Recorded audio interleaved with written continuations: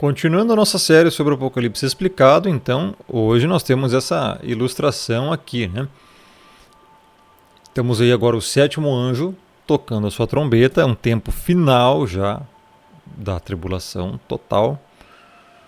E também tem um juízo aqui, tem recompensa para a igreja e juízo para os ímpios. Então vamos entender? Aqui, ó. Verso 15 de Apocalipse 11. O sétimo anjo, que é o último, é a última trombeta, é a mesma última trombeta, inclusive também, que a Bíblia fala. Então o sétimo anjo tocou a trombeta.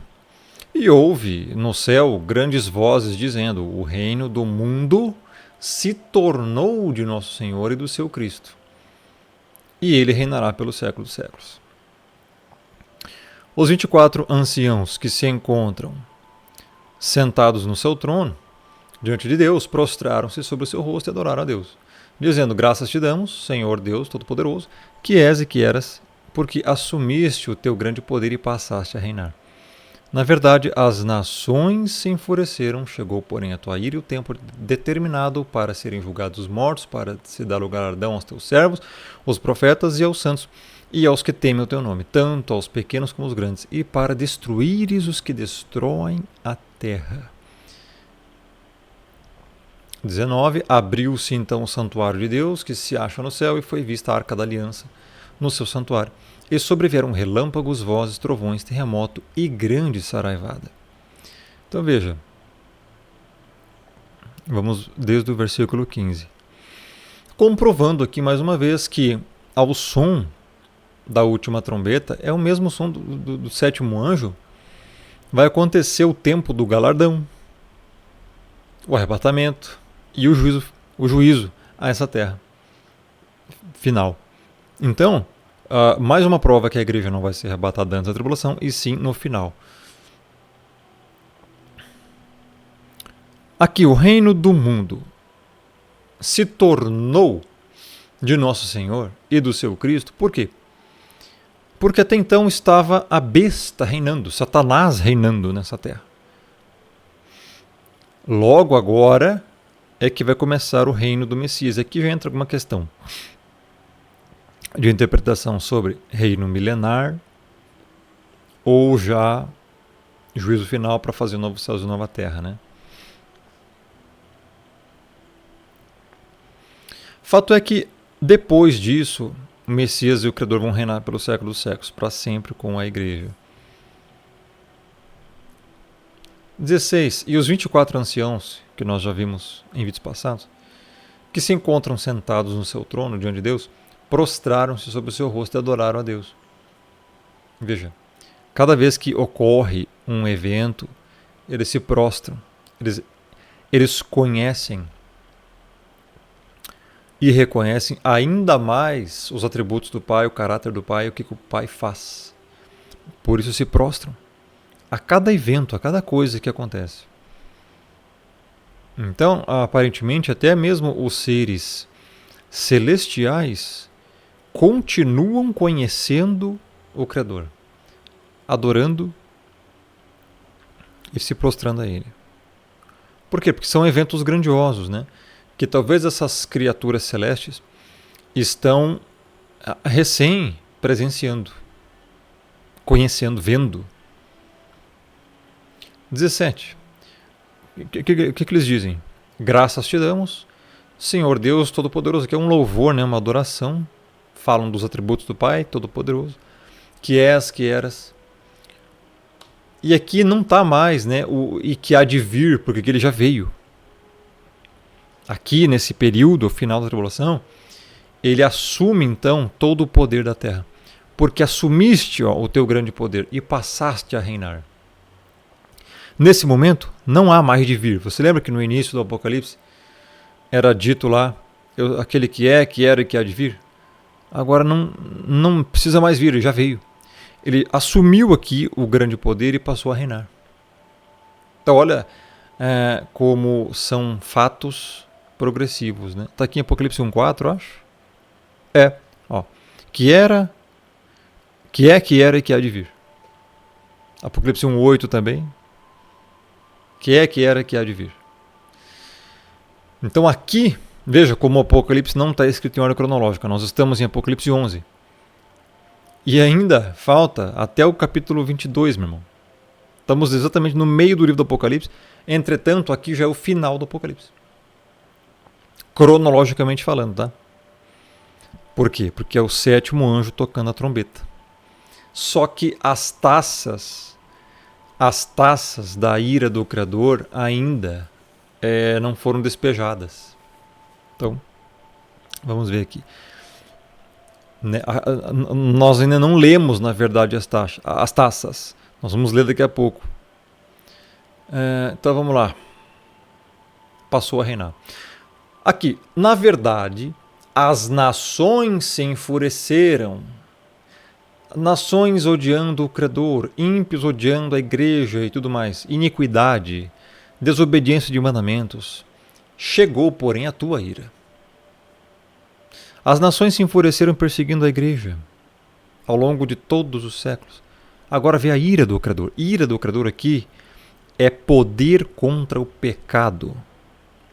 Poder para acabar com a injustiça. Isso é ira do Criador.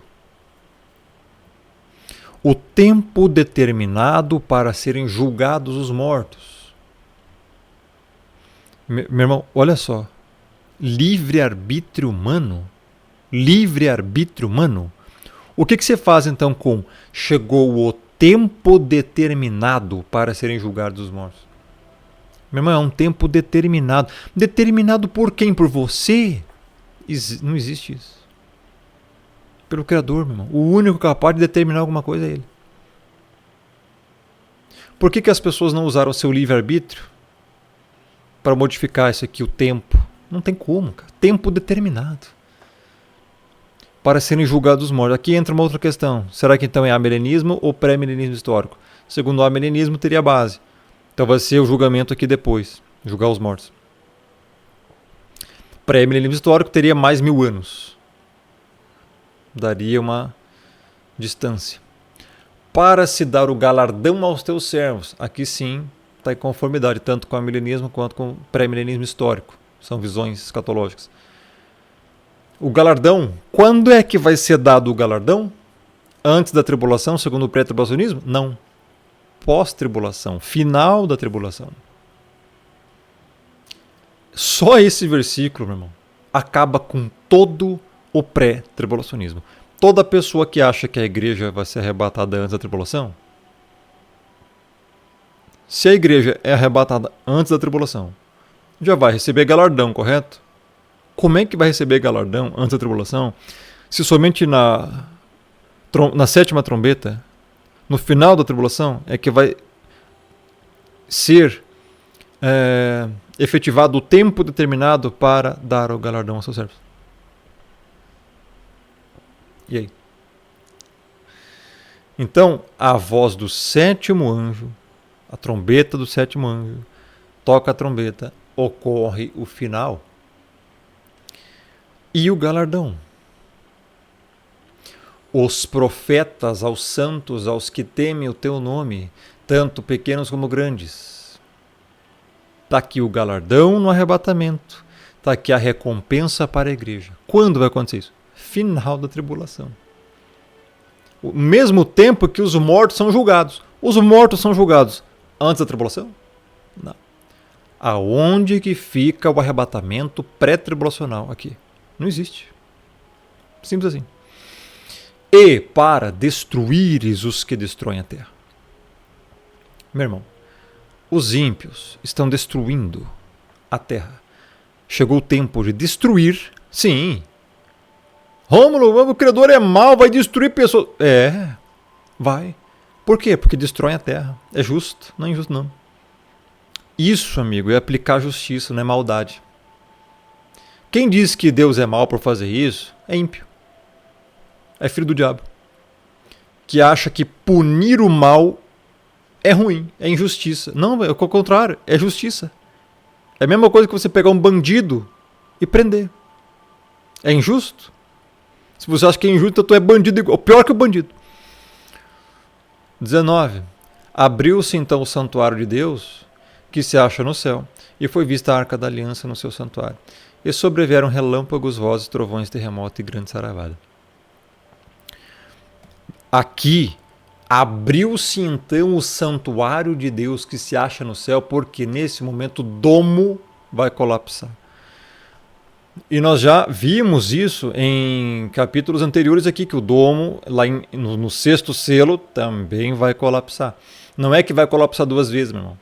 É porque o Apocalipse foi escrito em forma cíclica e não cronológica. Então, lá em Apocalipse 6, o sexto selo, é a mesma história contada de uma outra perspectiva. Que coisa interessante, né? Por isso, o livro do Apocalipse é muito difícil de se entender. Porque, tecnicamente, o sexto selo é rompido antes do sétimo selo. Mas essas trombetas só são tocadas depois do rompimento do sétimo selo. Então, como que a trombeta última é tocada depois do rompimento do sétimo selo para acontecer isso aqui, se é o mesmo evento que aconteceu lá no rompimento do sexto selo? Tá entendendo? Só que sim, é a mesma coisa. Ó, foi vista a Arca da Aliança. Por que foi vista a Arca da Aliança no céu? Porque o domo já não existe mais. Aqui. Abriu-se então o santuário. Todo o céu vai ser aberto. E as pessoas vão ver. Tá? Nesse momento não vai mais ter domo. A terra e o céu vai ter uma grande ligação aí. E sobrevieram relâmpagos, vozes, trovões, terremoto e grande saravada. A grande saravada aqui é o quê? É o próprio colapso do domo, não. Aqui é a queda das estrelas. Aqui é o mesmo grande terremoto que está lá em Mateus, em Apocalipse 6.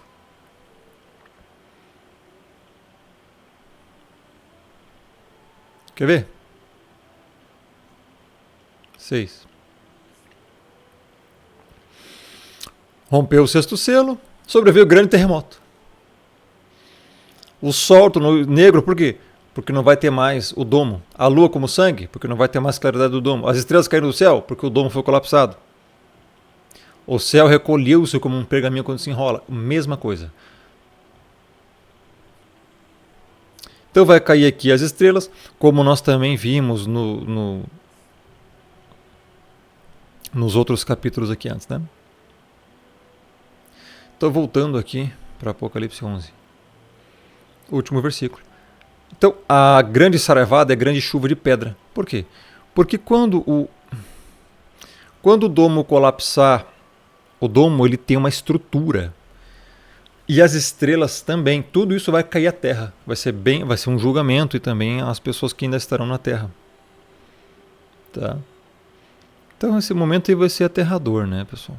Vai ser tarde demais mesmo para ímpios. E nesse momento aí, a igreja já foi glorificada, já foi arrebatada. Tá.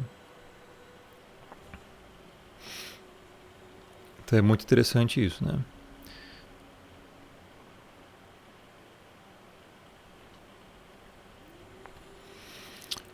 O próximo capítulo, então, capítulo 12.